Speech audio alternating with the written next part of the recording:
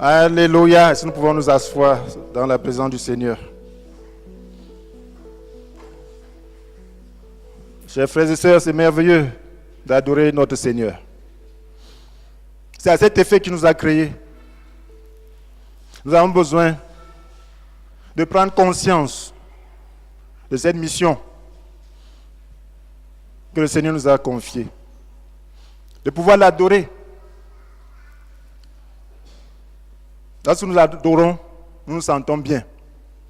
Si nous l'adorons par l'Esprit et en vérité, nous nous sentirons bien. Nous sentirons dans notre peau. Nous reconnaîtrons que nous sommes en train d'accomplir notre mission. Nous sentirons dans la volonté de Dieu. Nous allons continuer à parler de comment adorer Dieu, mais cette fois-ci, en tout ce qu'on fait. Comment adorer Dieu en tout ce qu'on fait.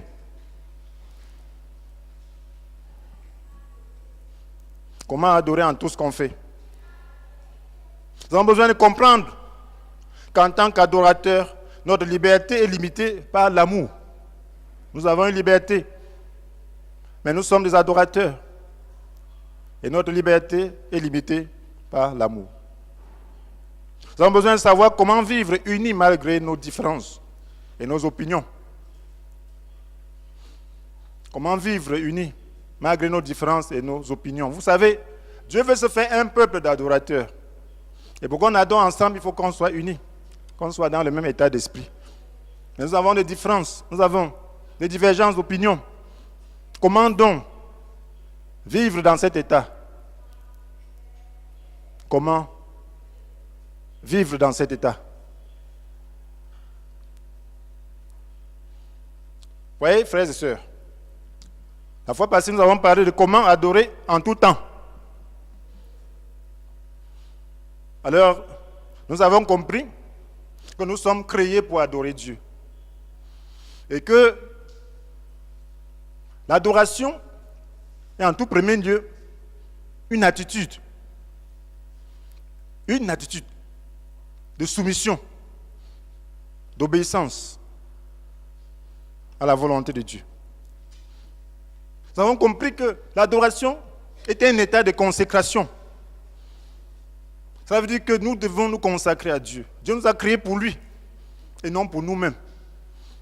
C'est lui qui a voulu nous créer. Nous ne connaissions rien, nous étions néants.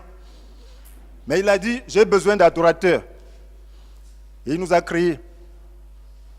Donc nous devons nous consacrer à lui pour accomplir ce pourquoi il nous a créés. Voilà cet état. Nous avons besoin de comprendre. Mais comme nous sommes des êtres volitifs, nous avons une volonté, nous sommes libres. Alors nous avons besoin de pouvoir soumettre notre volonté librement et nous consacrer à cette tâche. Il ne nous force pas. Mais si nous voulons être heureux, si nous voulons que sa volonté parfaite s'accomplisse pour nous, si nous voulons entrer dans sa gloire, nous avons intérêt à accomplir sa volonté. Nous avons intérêt à nous soumettre à lui. Et nous savons que nous sommes un temple. Notre corps est le temple du Saint-Esprit. C'est le temple de Dieu. Vous savez que l'adoration se fait, lorsqu'on parle d'adoration, on voit déjà un temple où les gens se rassemblent, où Dieu se trouve. Le temple, c'est quoi? C'est la maison de Dieu. C'est là où Dieu se trouve. Et on adore Dieu, maintenant par l'Esprit. Il est en nous par l'Esprit. Et nous devons l'adorer, nous offrir un culte. Nous avons vu qu'adorer, c'est l'honorer en lui rendant le culte. Nous avons vu que le culte, c'est toutes ces pratiques que nous faisons en son nom pour l'honorer. Lorsque nous venons ici, tout ce que nous faisons entre dans le culte. Notre attitude, notre état d'esprit, tout cela entre dans le culte. Parce que tout cela, c'est pour Dieu. Si ce n'était pas Dieu, on ne serait pas ici. Donc si nous sommes là, c'est à cause de lui et nous sommes là pour l'honorer dans tout ce que nous faisons, dans nos paroles. Cela peut s'exprimer par le chant, par les remerciements, par toutes sortes de ce que nous faisons, les mots que nous adressons à Dieu, les expressions, la musique et tout. C'est ça l'adoration, c'est ça adorer Dieu, c'est ça le culte. Tout cela, c'est pour son honneur. Si tu te mets à genoux, c'est pour son honneur. Si tu te roules par terre, c'est pour son honneur. Si tu te tiens debout, c'est pour son honneur. Donc, tout ce que nous faisons dans la maison de Dieu doit l'honorer.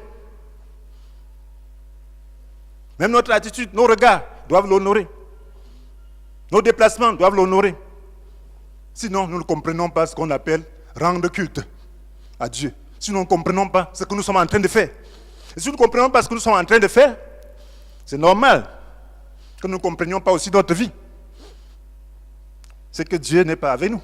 Nous avons vu le cas de Malachie, où les gens ne savaient plus ce qu'ils étaient en train de faire en offrant leur offrande à Dieu, qui était le symbole de l'adoration, les holocaustes. Ils venaient avec des bêtes malades, des bêtes aveugles, boiteuses. Ils offraient à Dieu. Dieu dit, vous moquez de moi, vous ne savez pas ce que vous êtes en train de faire. Va offrir ça à ton gouverneur. Si tu t'accueilles, alors viens, je vais t'accueillir. Si tu me fais ça, je ne t'accueille pas. Donc cela veut dire que lorsque nous satisfaisons le cœur de Dieu, il répond aussi à nos doléances. Il répond à nos besoins. Avant de te plaindre maintenant, pose-toi la question de savoir, est-ce que je suis un adorateur qui satisfait le cœur de Dieu? Beaucoup d'enfants de Dieu se plaignent. Ça ne marche pas, ça ne marche pas. Est-ce que Dieu est avec toi? Est-ce que Dieu t'agrée? C'est ce qu'il doit te poser comme question. Est-ce que tu es un adorateur? Est-ce que quand tu viens dans la maison de Dieu, c'est pour l'adorer? C'est pour que son cœur soit satisfait? C'est pour l'honorer par tout ce que tu fais? Voilà ce que Dieu nous a posé comme question. Est-ce que ta vie est une adoration? Est-ce que tu passes tout ton temps à te plaindre? Est-ce que tu réjouis son cœur? Voilà ce qu'il doit te poser comme question. Ta vie privée, est-ce que tu l'adores? Ton état d'esprit, est-ce que c'est un état d'esprit d'adoration? Est-ce que tu le reconnais comme le Dieu de l'univers qui a créé toutes choses? Est-ce que tu sais que c'est pour lui que tu as été créé? Voilà autant de questions que chacun doit se poser. Mais comme nous avons eu cher, nous sommes en conflit. Et Satan fait tout et tout pour nous amener à ne pas être de vrais adorateurs. Donc, c'est un combat que nous devons faire. Voilà pourquoi, mes frères et sœurs, la Bible nous appelle, nous invite à offrir notre corps comme un sacrifice vivant. Romains 12. Saint, qui plaise à Dieu. Il dit, ce sera de notre part un culte spirituel.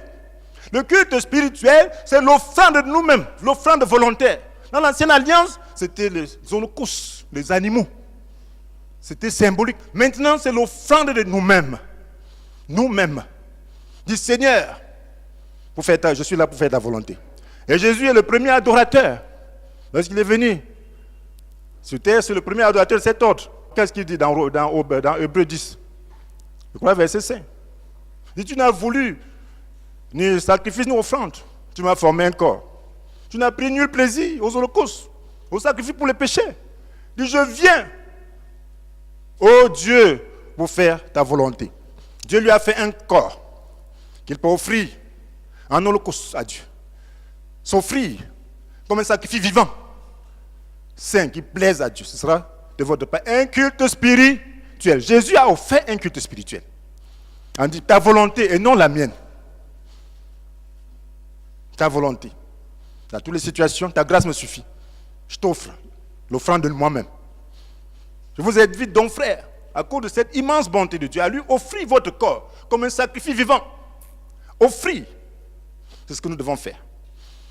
Et lorsque nous offrons ainsi, juste l'adoration, c'est une attitude de soumission, d'obéissance à la volonté de Dieu. Nous pouvons donc discerner cette volonté de Dieu. Si nous voulons la connaître, Dieu nous amènera à la connaître.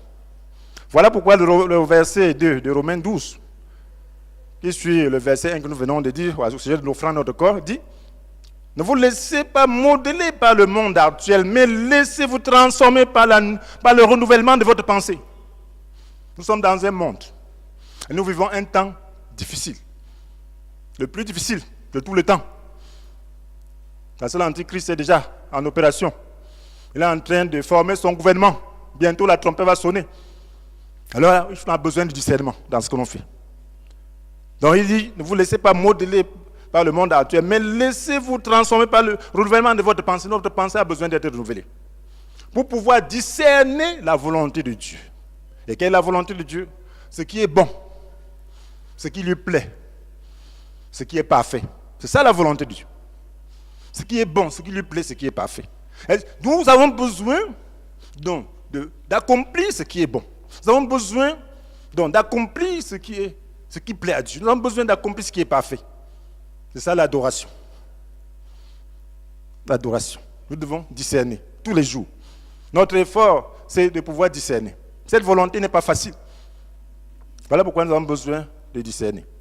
Nous allons donc, dans le présent message, essayer de discerner la volonté de Dieu dans certains aspects de notre vie sociale. Quelle est la volonté de Dieu?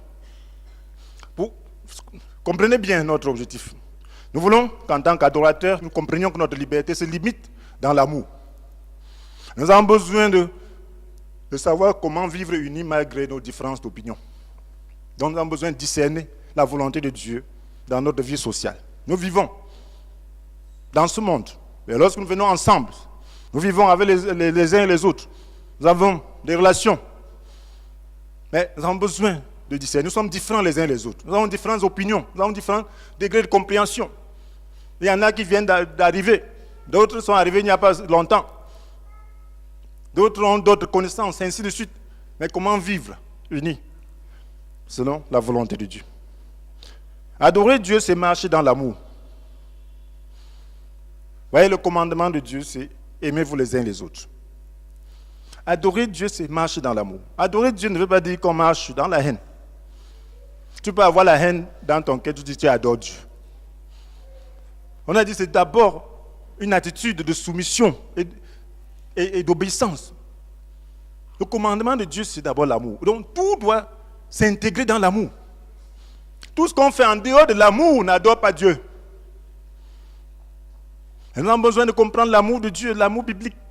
Qu'est-ce que c'est que cet amour? Ce n'est pas les sentiments. Ce n'est pas qu'on ne peut pas faire quelque chose qui blesse quelqu'un. Mais il faut que si ça blesse quelqu'un, que tu sois vraiment dans l'amour. Que tu n'aies pas l'intention de blesser cette personne. Que ce soit comme Jésus, qui faisait les choses bien, mais qui blessait les gens, qui n'aimaient pas la volonté de Dieu. Donc que ce soit dans ce cadre. Pas parce que tu n'as pas voulu faire la volonté de Dieu. Dans 1 Corinthiens, chapitre 10, c'est là notre test de base. Nous avons besoin de comprendre le principe de ce test. Si nous comprenons le principe de ce test, nous allons discerner la volonté de Dieu dans plusieurs aspects de notre vie sociale. Dans 1 Corinthiens, chapitre 10, au verset 23 à 33, nous allons lire patiemment et retenir un principe de vie que nous allons appliquer sur un point. Voilà, suivons attentivement. La Bible nous dit, et c'est l'apôtre Paul qui écrivait pour résoudre certains problèmes. Oui, tout m'est permis, mais tout n'est pas bon pour nous. Tout m'est permis, mais tout n'est pas bon pour nous. Tout est permis, mais tout n'aide pas à grandir dans la foi. Cela veut dire que nous avons une responsabilité. Que chacun de vous, au lieu de songer seulement à lui-même, recherche aussi les intérêts des autres. Vous pouvez manger de tout ce qui se vend au marché sans vous poser de questions, par scrupule de conscience, sur l'origine de ces aliments. Car la terre, ses richesses appartiennent au Seigneur. Si un non-croyant vous invite et que vous désiriez accepter son invitation, mangez tranquillement de tout ce qu'on vous servira, sans vous poser de questions par scrupule de conscience. Mais si quelqu'un vous dit, cette viande a été offerte en sacrifice à une idole, alors n'en mangez pas à cause de celui qui vous a prévenu et pour des raisons de conscience. Par conscience, j'entends évidemment non la vôtre, mais la sienne.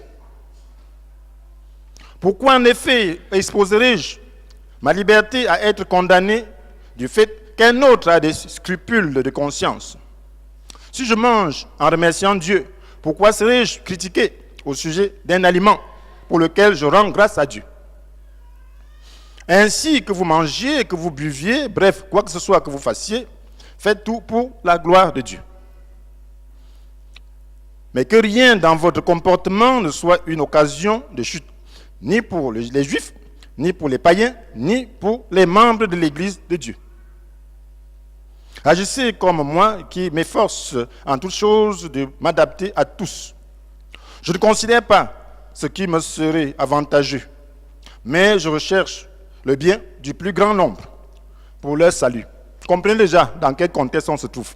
Vous savez, dans la parole de Dieu, on doit chercher à appliquer des principes. On doit comprendre déjà dans le contexte dans lequel on écrit, surtout les épîtres. Les épîtres. Il faut comprendre dans quel état d'esprit on écrivait. Et déjà comprendre le message que les contemporains de Paul recevaient.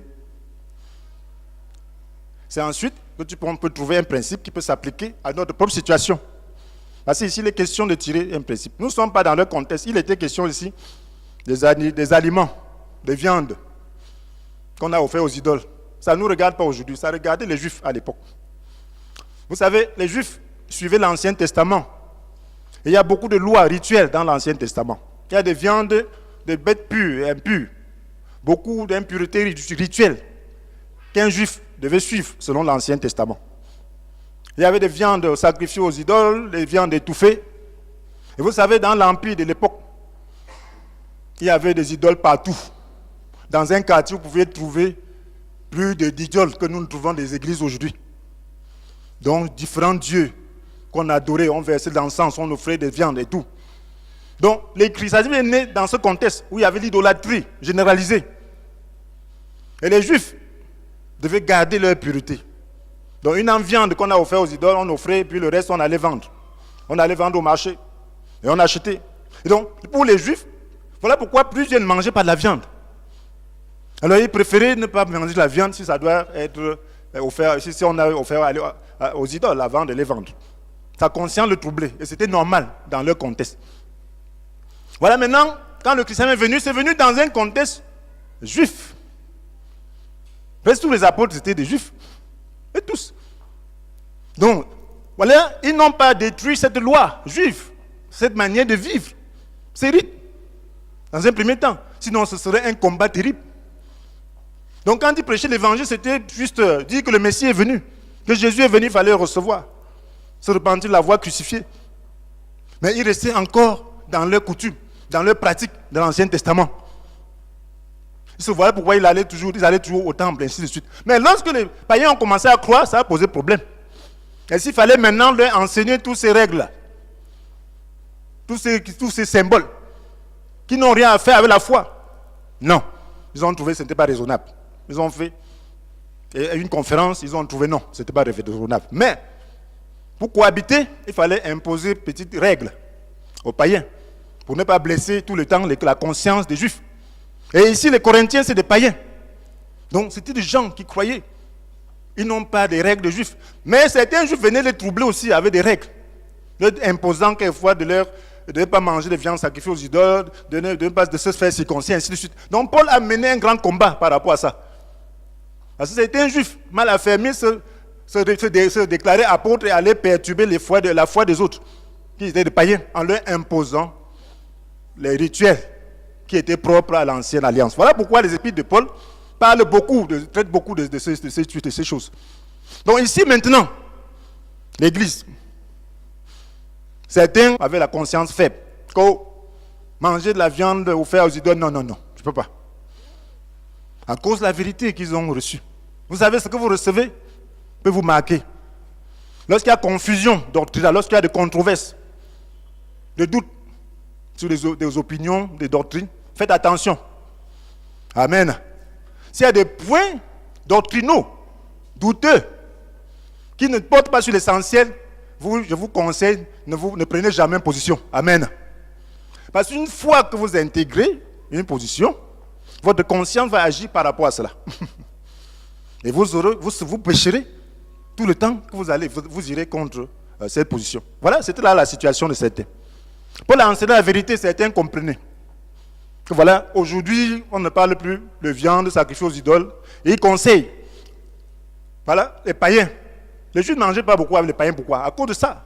À leur table, ils pouvaient avoir des viandes sacrifiées aux idoles. Il dit non, moi, je ne peux pas prendre ce risque. Mais Paul dit, nous ne sommes plus dans ce contexte. En tant que chrétiens, les viandes sacrifiées aux idoles ne nous intéressent pas. Ce n'est pas là notre problème. Amen. Parce que nous savons que tout appartient à Dieu. Lorsque tu vas acheter quelque chose au marché, tu ne sais pas si on a sacrifié d'abord aux idoles ou pas. Tu ne sais pas ce qu'on a fait dessus. Alléluia. Oui. Mais qu'est-ce que tu dois faire? Tu dois seulement rendre grâce à Tu dis, Seigneur, c'est toi qui as créé tout ça. Je rends grâce à Dieu. Amen. Et aucun démon ne peut résister. Alléluia. Tu as acheté avec ton argent pour manger. Donc, c'est ça la foi que tu dois avoir. Mais maintenant, il y a des gens qui ont des doutes. Ils ont intégré des choses qui ne sont pas la vérité. Vous savez, la conscience agit sur la base de la vérité. La foi porte sur la vérité. Et c'est cette vérité qui agit sur la conscience, qui informe la conscience. Et cette conscience donc transforme ton intellect. Et ton intellect et tes émotions. Donc, et puis maintenant, c'est ça qui réforme tes actes, selon le choix que tu as fait. Donc, tu dois faire un choix conscient. Voilà pourquoi il y a des enseignants. Il y a des chrétiens qui vont prendre des demi-vérités sur des questions secondaires. Et puis, ils savent pas ce que ça fait.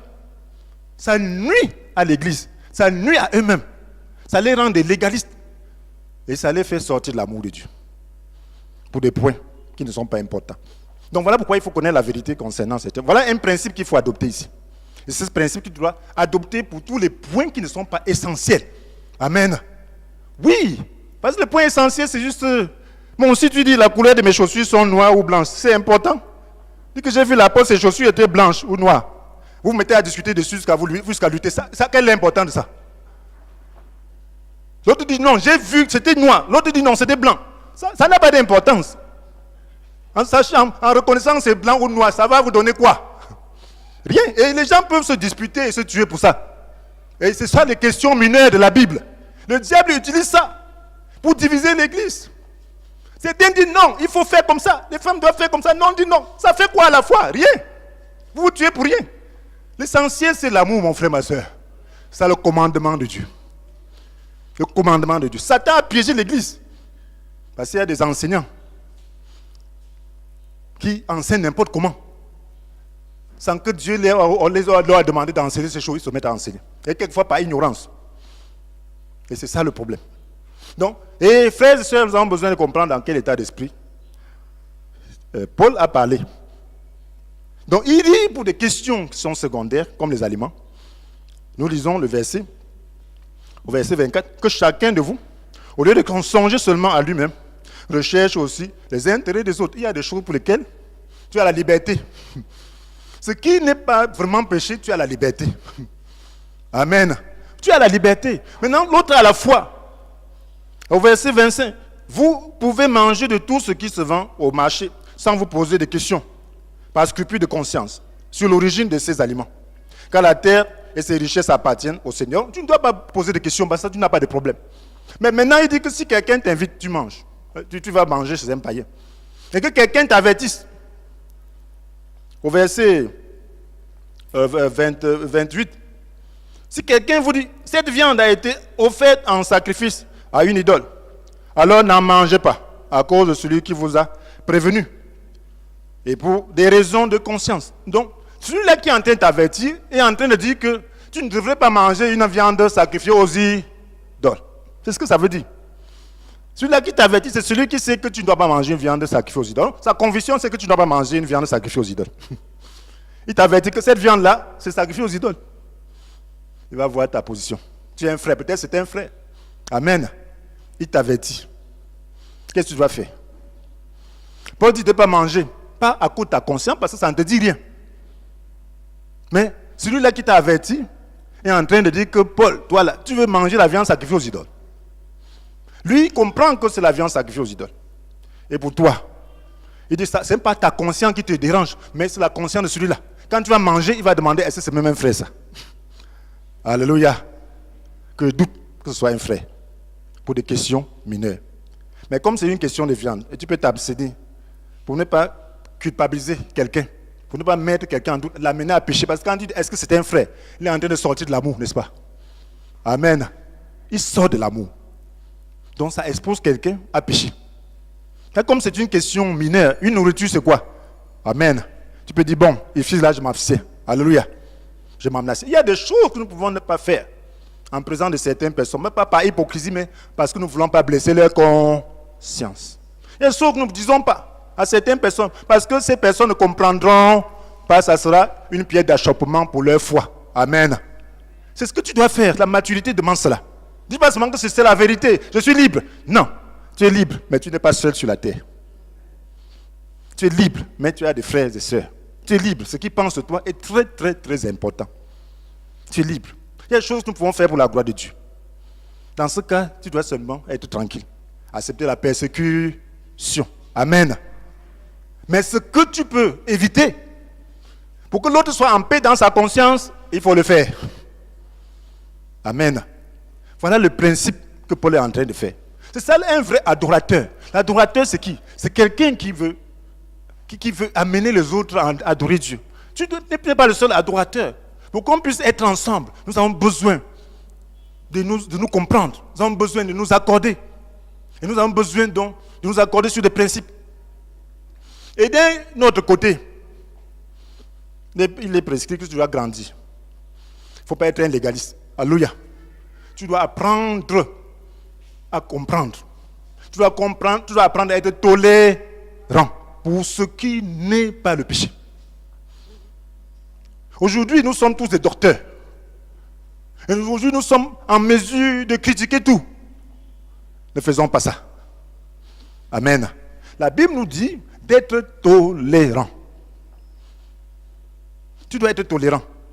L'amour, qu'est-ce que la Bible dit de l'amour? L'amour croit tout. Alléluia. Donc même s'il y a une action que tu ne comprends pas, au lieu de te bloquer et sortir de l'amour, dis, ah Seigneur, tu connais. Amen. Ça va t'éviter toutes sortes de problèmes. Que c'est toi qui sais. C'est sa vie avec Dieu. Ta propre vie avec Dieu, ça te laisse. Alléluia. Est-ce que ça te laisse? Tu obéis suffisamment? Tu discernes suffisamment? Et si c'est une erreur réelle, prie pour la personne. Alléluia. Ne jugez pas. Une fois que tu juges, tu sors de l'amour. Tu sors de l'amour. Et tu n'es plus un adorateur en esprit avec tous les autres adorateurs. Nous devons être unis en esprit avec tous les adorateurs du monde. Ça veut dire que nous n'avons rien contre personne. Nous avons des divergences de points de vue sur certaines choses. Mais nous ne pouvons pas exclure les autres ou les juger par rapport à cela.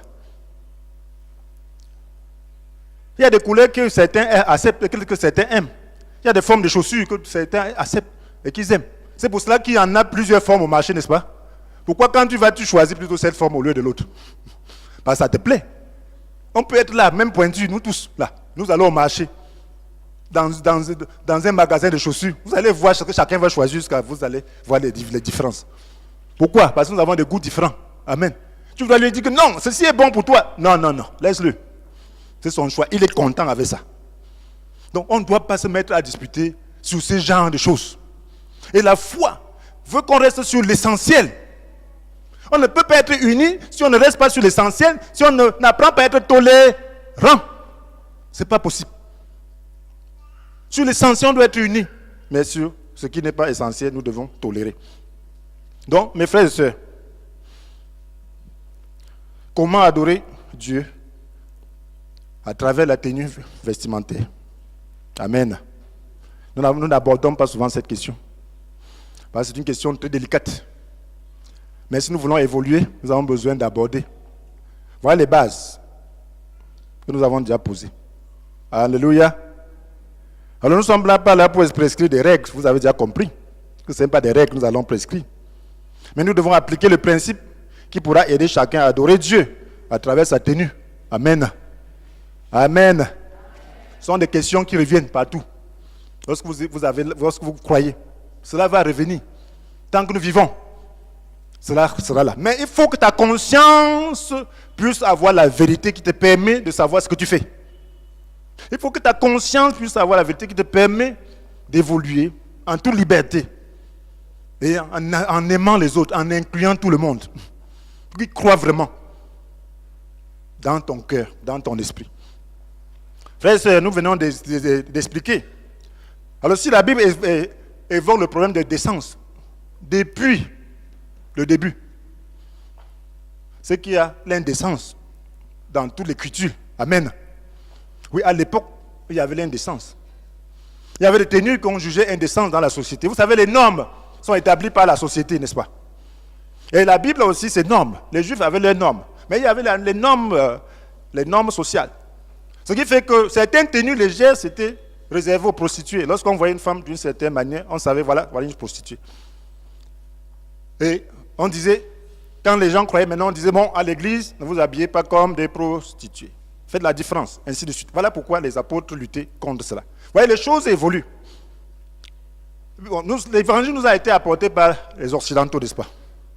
Et ça, avant, nous avions les habits. Amen. On avait les habits. Notre norme culturelle, c'était quoi? Je me souviens, mon arrière-grand-mère, à l'époque, nous étions petits, elle avait des scarifications partout, des dessins sur son dos, partout. Et elle aimait être nue. On dit, maman, comment? Grand-mère, arrière-grand-mère. Elle aimait tout. Elle dit que non, quand nous étions jeunes filles, on avait les nyangas par-ci, par-ci. Voilà pourquoi. C'était les nyangas des jeunes filles. Donc, ils ne connaissaient pas les habits. Mais malgré ça, l'impudicité était sévèrement traitée. Amen. Ils n'avaient pas de problème. Donc, ça dépend de la culture. Il y a la culture, il y a des gens aujourd'hui, les pygmées, certains pygmées ne connaissent pas encore, qui n'ont pas encore été atteints, ne connaissent pas les habits. Et dans la forêt indienne de l'Amazonie, il y a encore des groupes là-bas, sauvages, qui ont pour culture le nudisme. Amen. Oui, qui sont vivus nus. Ça ne dit rien à personne. Si vous voulez évangéliser là-bas, vous allez faire comment? Amen. Oui, vous allez faire comment? Ce sont des réalités, hein? Si on vous envoie, si Dieu vous appelle à évangéliser là-bas, vous allez faire comment? Amen. Vous allez commencer, vous allez acheter des habits pour les donner. Non, ce n'est pas la première chose. Ils te voient étrange, l'habit pour lui, pour eux, c'est étrange.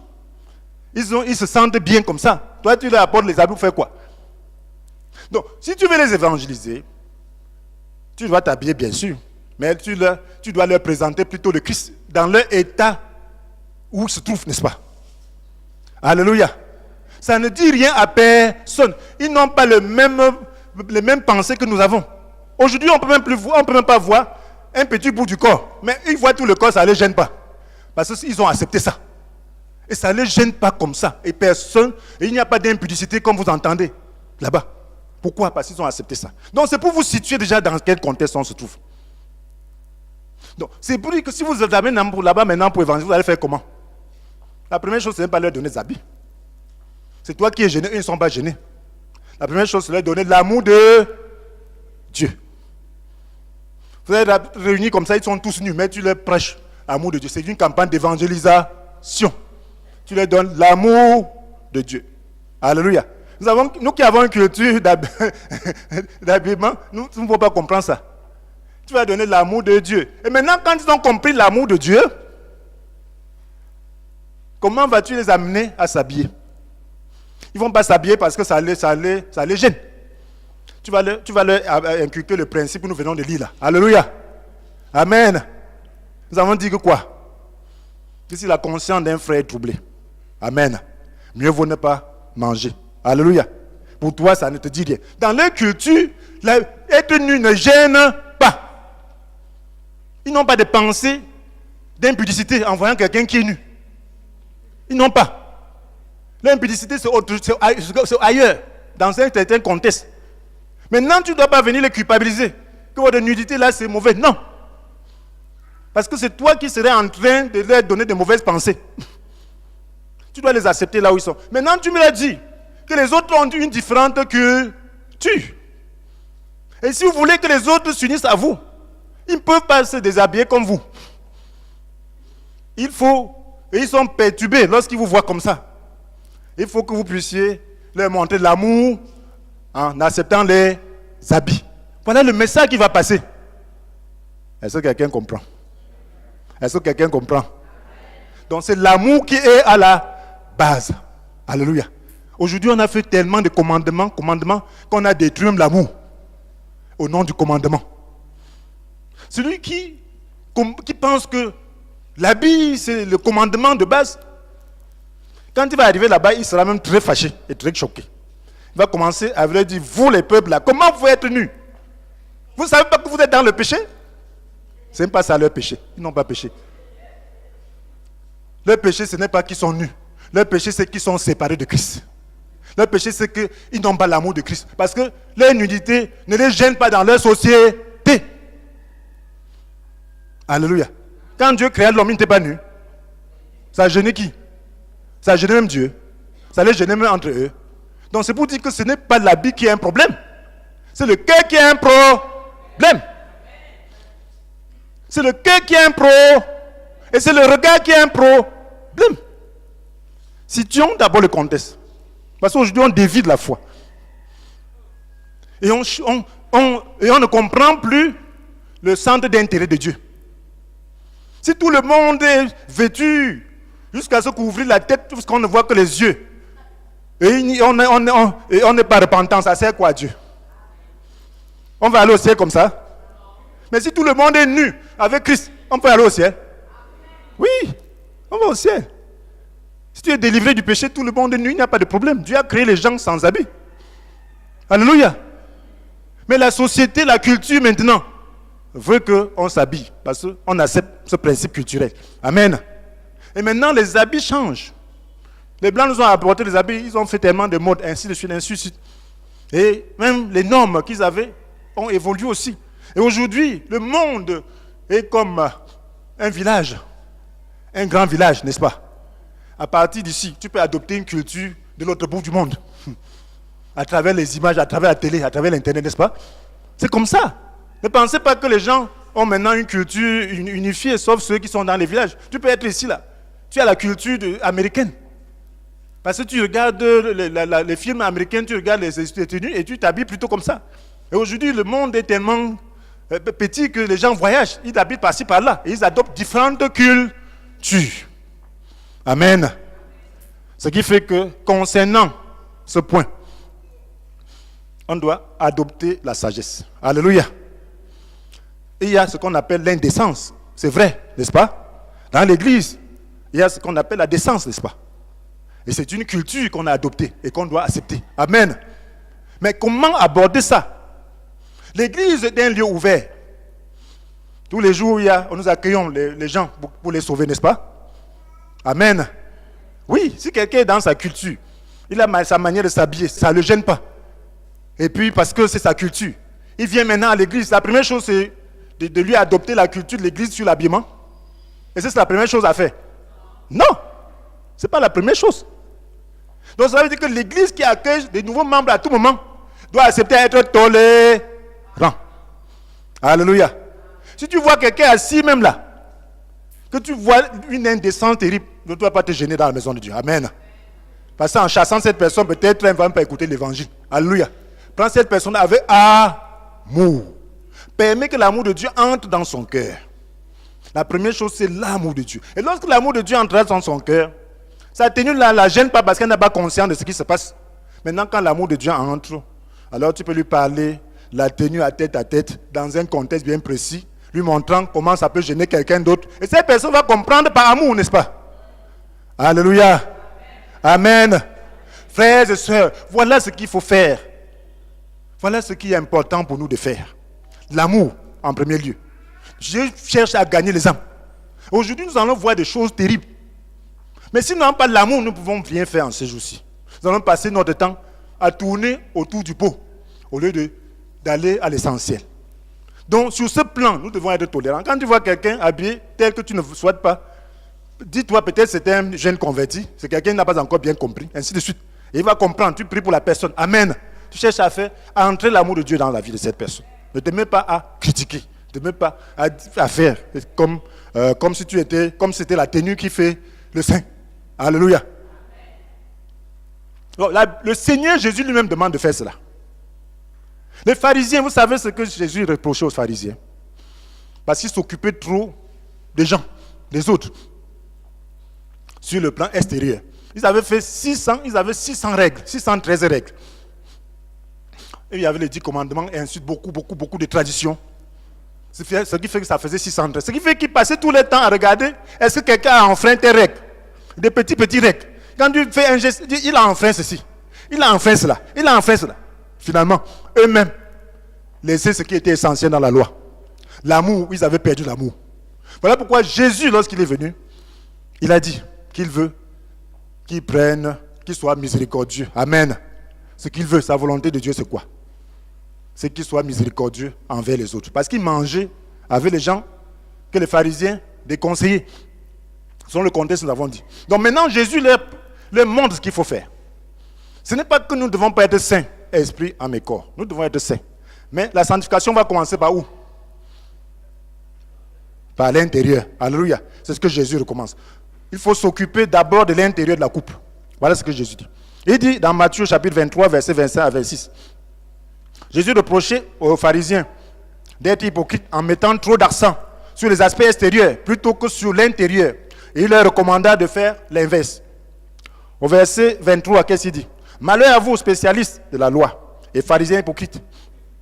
Vous nettoyez soigneusement l'extérieur de vos coupes et de vos assiettes, mais vous les remplissez du produit de vos vols et de ce que vos désirs incontrôlés convoitent. Vous voyez que donc, ce n'est plus la coupe ici, c'est une image. La coupe est juste une image, n'est-ce pas? Parce qu'il passe la coupe aux problèmes moraux, n'est-ce pas? Cela veut dire qu'en réalité, il est en train de prendre une image pour parler de problèmes moraux. Alléluia.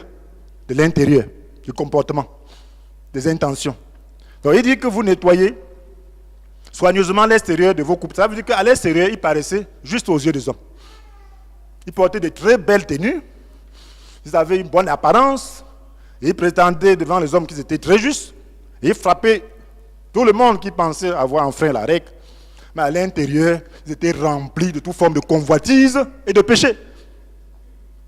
Et c'est ce que Jésus dit. Que vous, cette apparence-là, ça sert à quoi? Il dit, mais vous les remplissez du produit de vos vols et de ce que vos désirs incontrôlés convoitent. Pharisiens aveugles, commence donc par purifier l'intérieur de la coupe et de l'assiette. Alors l'extérieur lui-même sera pur. Donc ça c'est l'aveuglement. Il dit, pharisiens aveugles, commence donc par purifier l'intérieur de la coupe. Amen. Et de l'assiette. Alors l'extérieur lui-même sera pur. Voilà où il faut commencer, mes frères et sœurs. La Bible nous demande de nous sanctifier entièrement. Mais la sanctification doit commencer à l'intérieur. Nous devons nous occuper de notre intérieur. Si tu t'occupes de ton intérieur, tu n'auras pas le temps de t'occuper de l'extérieur d'un autre. Parce que mon frère, c'est un combat continuel. Mon frère, lorsque tu commences à marcher dans l'esprit, à être un adorateur, tu vois qu'il y a un grand travail en toi. Le travail d'amour. Comment aimer celui-là qui te critique? Comment aimer celui-là qui s'oppose à toi? Comment aimer celui-là qui te calomnie? C'est un grand travail, non? Alléluia. Toi, tu vas laisser ça pour aller faire autre chose. Comment aimer avec des émotions négatives? Transforme d'abord ces émotions-là. Parce que ce n'est pas bon. Amen. C'est un travail. Comment aimer dans un état d'esprit de frustration? On t'a frustré. Comment aimer? Comment aimer dans un état de problème?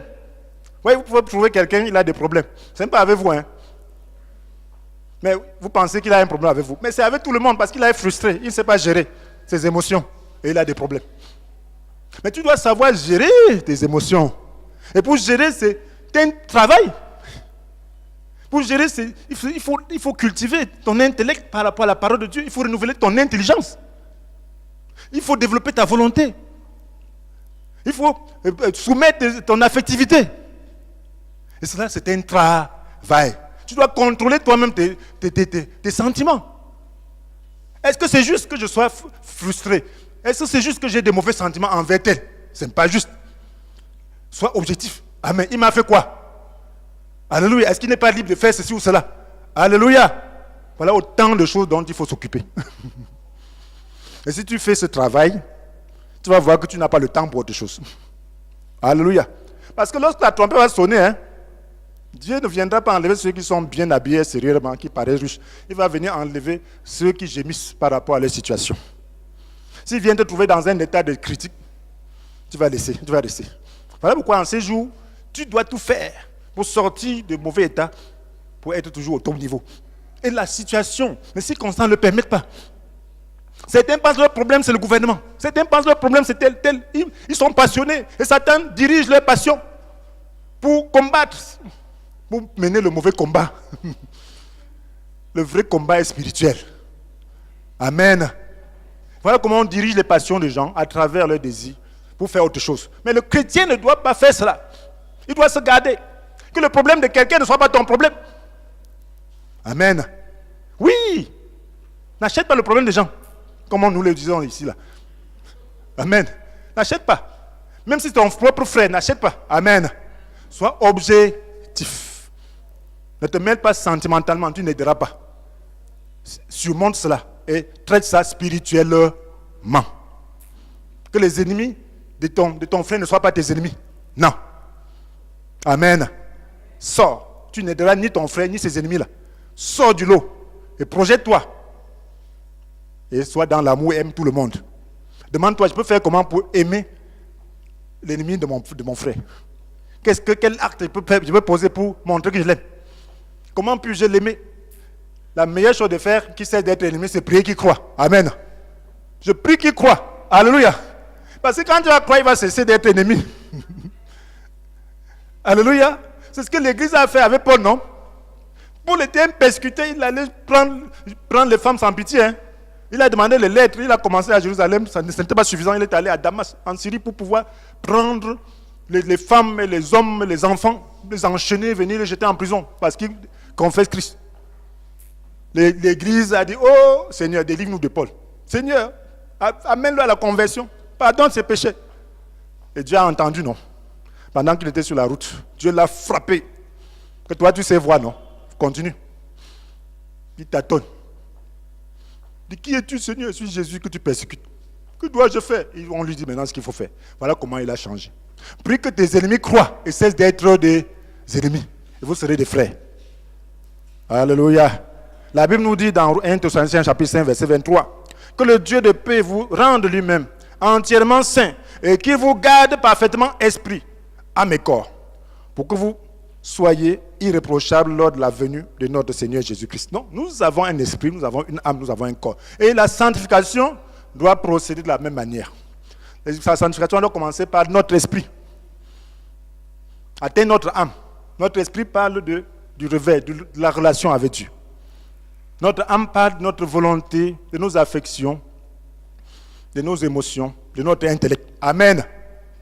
Donc tu dois sanctifier. Voilà pourquoi nous avons parlé du renouvellement de la pensée. C'est ce que Romains 12, 2 a dit. Vous ne faites pas transformer par le monde actuel, mais soyez renouvelés. Soyez transformés par le renouvellement de votre pensée. Donc le chrétien doit renouveler son intellect. Il ne doit pas être paresseux intellectuellement, mais il doit soumettre son intellect à l'esprit. Il doit renouveler par la parole, par la compréhension de la parole, esprit et vie, pour que son intellect soit développé, pour pouvoir apprécier les choses. Parce que Satan nous tente aussi par l'intellect. Il y a des chrétiens qui ne peuvent pas tenir une discussion, qui ne peuvent pas discerner une chose. Si quelqu'un apporte telle doctrine, il ne peut rien comprendre. Parce que intellectuellement, il est pauvre. Tu dois être intellectuellement bien doté. Ça ne dépend pas de ton niveau intellectuel. C'est ta compréhension de la parole, esprit et vie. Exprimer ça devant une situation. Alléluia. Oui. Donc tu dois renouveler ton intelligence par rapport à cela. Donc tu dois connaître une chose et tenir cela. Et pouvoir dire ça. Donc c'est ça la sanctification. Donc ça doit sanctifier tes émotions. Tu ne dois pas te laisser emporter par toutes sortes d'émotions. Un chrétien doit contrôler les émotions qui passent par lui. Toutes les attitudes intérieures, il doit savoir contrôler. Savoir ce qui doit céder, savoir ce qui ne va pas céder. Et c'est ça la sanctification. Parce qu'une émotion négative peut détruire ta foi, peut t'amener à un comportement, une attitude qui va inhiber ta relation avec Dieu. Et rendre ta relation plus difficile, rendre ton adoration formaliste, au lieu d'être une adoration de cœur. Donc tu dois veiller à cela. Et cela se fait dans les conversations, dans ce qu'on écoute. Tu ne dois pas laisser les mauvaises choses entrer en toi et perturber tes émotions. Amen. Voilà pourquoi les calomnies, mon frère, je n'aime pas les calomnies. Alléluia. J'aime quand quelqu'un parle, que ce soit pour aider par amour. Amen. Lorsque tu poses un problème qui est négatif, je veux voir l'amour dedans. Quand il n'y a pas l'amour, je ne supporte pas. Alléluia. Je ne supporte pas. Et c'est là que vous pouvez me voir un peu bizarre. Parce que là, je ne supporte rien. Alléluia. Donc, c'est ça mon principe. Parce que j'ai une autre vie, ça me gêne. Mais quand il y a l'amour, moi, je comprends ce langage. Ton intention, c'est quoi? Si tu viens poser un problème, c'est comme entre frères, non? Si ton frère te pose un problème, toi, tu viens voir le père. Dans l'intention de détruire ce frère, le père sera content. Non. Il veut voir que tu es responsable et que tu es en train de chercher à ce que ce frère change. Amen. À ce que ce frère soit corrigé, à ce que ce frère puisse être bien. Quand tu peux orienter de cette manière, il est content. Il voit comme un enfant, mais tu viens seulement pour que ta colère soit assouvie. Non. Il va d'abord dire non, reste d'abord tranquille. Alléluia. Reste d'abord tranquille. Calme-toi d'abord. Alléluia. C'est la même chose. Donc n'entrez pas dans les choses. Restez vous-même. Ayez le contrôle de vous-même. Et agissez au lieu de réagir. Alléluia. Quand vous agissez, vous posez un acte spirituel. Parce que vous le faites avec l'esprit. Donc, voilà mes frères et sœurs. Et maintenant, nous avons vu donc la sanctification du corps. Ça veut dire que lorsque tu portes un habit, pose-toi la question. Je porte pourquoi? Alléluia. C'est pour la gloire de Dieu. Ainsi de suite. Donc, essaye de voir. Est-ce que c'est permis lorsqu'on va en public? Alléluia. Même lorsque le 20 mai, c'était hier. On demande une certaine tenue. Donc, pose-toi la question. Quand je viens adorer Dieu, est-ce que je dois me mettre dans une tenue qui permet que tout le monde permette que je passe inaperçu? Alléluia. Sur le plan d'essence. Amen. Qu'on ne me critique pas sur le plan de la décence. Voilà autant de questions que le chrétien doit se poser. Et lorsque tu poses une telle question, le Saint-Esprit t'instruit. Amen. Le Saint-Esprit doit t'instruire. Ce n'est pas moi qui dois venir t'instruire. Je ne connais pas tous les coupes descentes. Je ne connais pas. Je ne connais pas ce qui est descend. Mais le Saint-Esprit doit t'instruire chacun. Alléluia. Et le convaincre que voilà, je suis en train de faire ça. Mon frère, nous comprenons donc, être excessif dans les règles par rapport aux tenues vestimentaires rend intolérant. Nous ne devons pas être excessifs. Commencer à mesurer les choses, commencer à regarder que c'est décent ou c'est pas indécent. Non, ne soyons pas excessifs dans ces choses. Ça va nous rendre intolérants. Et l'on risquera de se retrouver dans la position des pharisiens. L'amour doit gouverner tout ce que nous faisons. Et nous devons aider ceux qui ne sont pas encore bien affermis en privé par rapport à ces aspects, sans leur imposer quoi que ce soit. Amen. C'est très important. Frères et sœurs, voilà comment nous devons procéder avec les nouveaux venus. Leur tenue ne les gêne pas, parce que c'est une culture qu'ils ont adoptée. Mais pour la conscience des autres, ils doivent s'ajuster avec amour. Si nous sommes des adorateurs, nous devons appliquer ce principe dans tous les domaines de notre vie. Ce n'est pas seulement dans le domaine de l'habillement. Appliquons ce principe dans tous les domaines de notre vie. Et c'est la raison pour laquelle le verset 31 de 1 Corinthiens 10 que nous avons lu, le passage que nous avons lu, dit ceci. Ainsi que vous mangiez, que vous buviez, bref, quoi que ce soit que vous fassiez, faites tout pour la gloire de Dieu. Tu dois faire tout pour la gloire de Dieu. Mets la gloire de Dieu dans ta vie. Tout ce que tu fais, mets la gloire de Dieu. Et tu verras que tu seras bien avec Dieu et tu seras bien avec les hommes qui aiment Dieu. Mais tu pourras être bien persécuté par les hommes qui n'aiment pas Dieu parce que Jésus lui-même a été persécuté. Mais lorsque tu es persécuté, loue Dieu. Glorifie Dieu. Dis Seigneur merci parce que je subis l'outrage en ton nom. Maintenant, nous terminons, nous concluons. Est-ce que nous reconnaissons avoir blessé inutilement la conscience des autres à travers notre comportement trop libre? Il y a des attitudes, des comportements trop libres. Nous pouvons blesser quelqu'un. Est-ce que nous le savons? Est-ce que nous le connaissons? Demandons pardon à Dieu. Et si tu n'as pas encore nettoyé l'intérieur de ton cœur en invitant Jésus dans ta vie, fais-le maintenant. Alors, si tu es là, tu n'as pas encore invité Jésus dans ton cœur pour qu'il commence à nettoyer l'intérieur afin que l'extérieur soit net. Alors, tu peux prier avec moi. Prie avec moi. Dis ceci. Seigneur Jésus, je reconnais que je suis un hypocrite.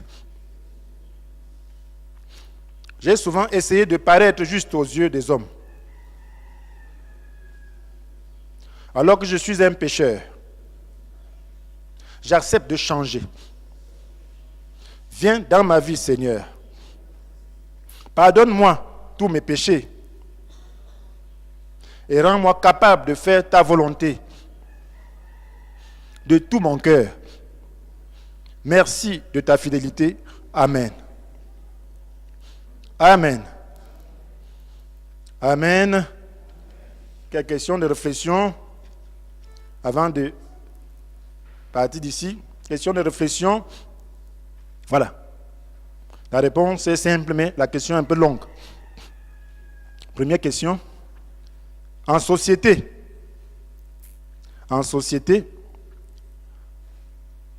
cela suffit-il pour un chrétien? Cela suffit-il pour un chrétien de marcher dans la vérité? En société, cela suffit-il pour un chrétien de marcher dans la vérité avec une bonne conscience? En société, cela suffit-il pour un chrétien de marcher dans la vérité avec une bonne conscience pour des questions non fondamentales? De marcher dans la vérité avec une bonne conscience pour des questions non fondamentales. Est-ce que cela suffit? De marcher dans la vérité avec une bonne conscience pour des questions non fondamentales. Pour des questions non fondamentales. Sinon, que faut-il faire d'autre? Sinon, que faut-il faire d'autre? Sinon, que faut-il faire d'autre? Justifiez votre réponse. Comme je le dis toujours, vous avez besoin de réécouter. Sinon, que faut-il faire d'autre? Justifiez votre réponse. Vous ne réécoutez pas, c'est difficile, sauf si vous avez une bonne mémoire. Sinon, que faut-il faire d'autre? Justifiez votre réponse. Justifiez votre réponse. Deuxième question. Elle est aussi longue, avec une petite réponse. En tenant compte du conseil de Jésus au sujet du nettoyage de la coupe. En tenant compte du conseil de Jésus au sujet du nettoyage de la coupe. En Matthieu 23, 26. En tenant compte du conseil de Jésus au sujet du nettoyage de la coupe. En Matthieu 23, 26. En Matthieu 23, 26. Quel est l'ordre de priorité dans la sanctification des trois composants de notre être? Quel est l'ordre de priorité dans la sanctification des trois composantes de notre être?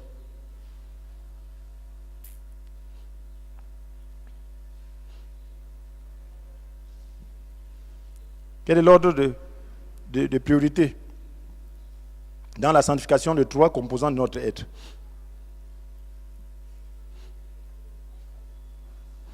En tenant compte du conseil de Jésus au sujet du nettoyage de la coupe en Matthieu 23, 26, quel est l'ordre de priorité dans la sanctification des trois composantes de notre être? Troisième question. Comment devons-nous accueillir ceux qui sont mal habillés dans l'église?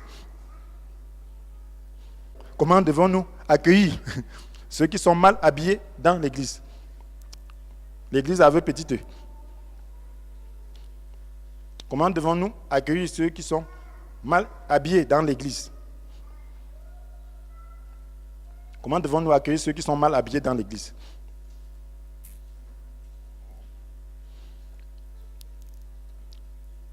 Quatrième question. Quand devons-nous parler de la tenue vestimentaire à quelqu'un? Quand devons-nous parler de la tenue vestimentaire à quelqu'un?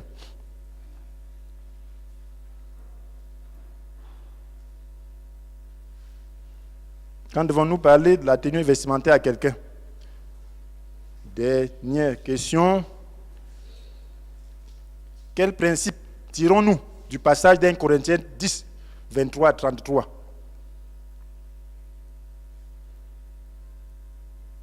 Cinquième question. Quel principe tirons-nous du passage d'1 Corinthiens 10, 23 à 33?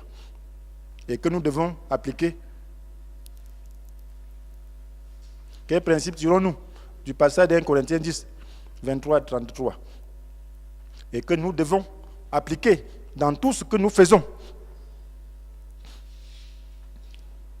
Quel principe tirons-nous du passage d'1 Corinthiens 10, 23 à 33? Et que nous devons appliquer dans tout ce que nous faisons? Et que nous devons appliquer dans tout ce que nous faisons? Et que nous devons appliquer dans tout ce que nous faisons? Citez le verset approprié de ce passage.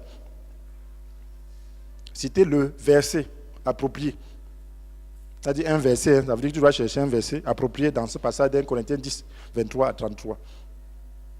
Et citer, ça veut dire que tu dois retenir. Que le Seigneur vous bénisse.